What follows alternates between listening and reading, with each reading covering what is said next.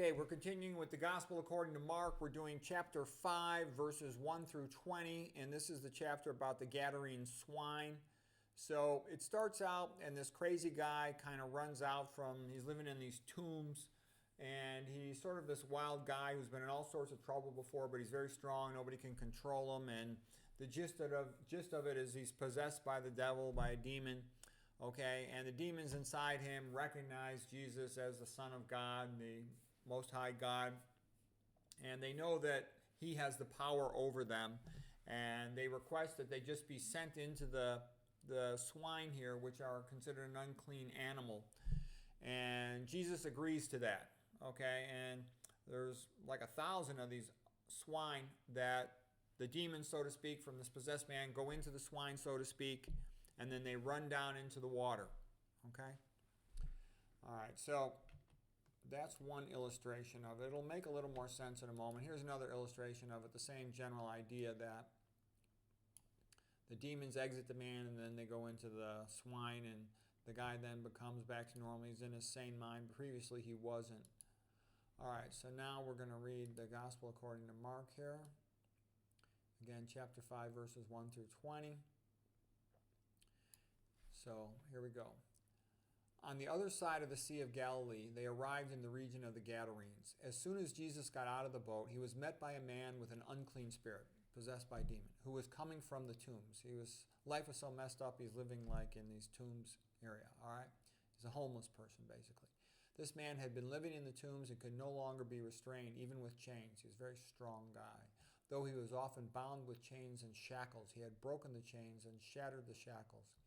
Now there was no one with strength to subdue him. So he's basically a wild, insane guy. Night and day in the tombs and in the mountains, he kept crying out and cutting himself with stones. He was tormented by these demons that possessed him. When the man saw Jesus from a distance, he ran and fell on his knees before him. And he shouted in a loud voice, "What do you want with me, Jesus, Son of the Most High God? I beg you, before God, do not torture me." For Jesus had already declared, "Come out of this man, you unclean spirit." "What is your name?" Jesus asked.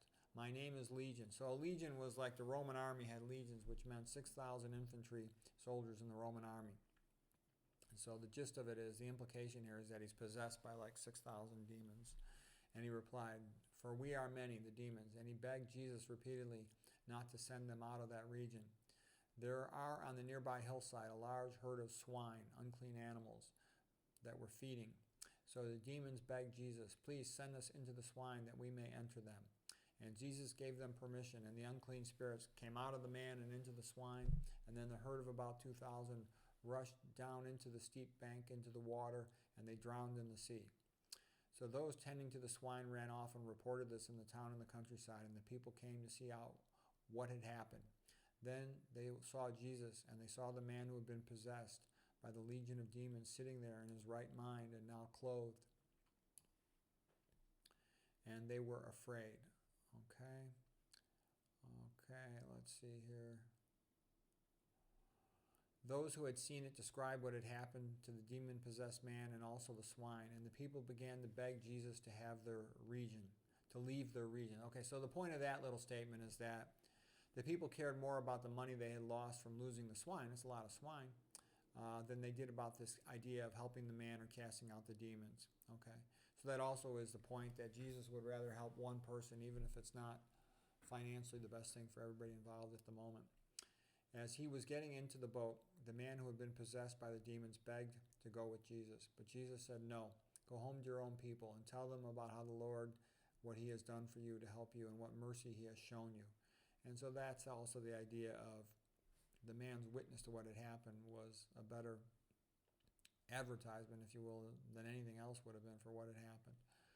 Okay, for Jesus' power and ability. So the man went away and began to proclaim throughout the Decapolis, which just means 10 Hellenized cities. Polis is like a city, a group of people in Greek, and how much Jesus had done for him, and everyone was amazed.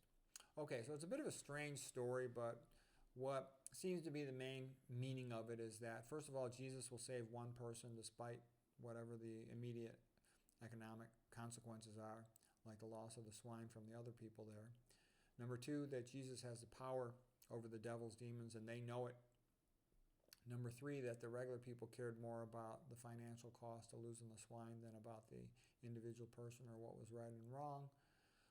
Number 4 is that rulers know that Christianity has great power and that it's the only thing that could unify the people. But the people are so stupid, they don't realize it. Religion means religare, legare, to tie, to ligate, to hold the people together.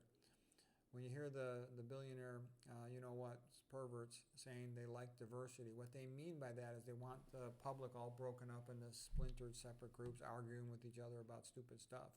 The last thing in the world they want is them all unified on the idea of Christianity and right and wrong and respect for freedom, privacy, the right to own property, free speech and all that. No, they don't want that. Okay, so anyways, that's the Gospel of Mark, chapter 5, verses 1 through 20. Hope you found that helpful.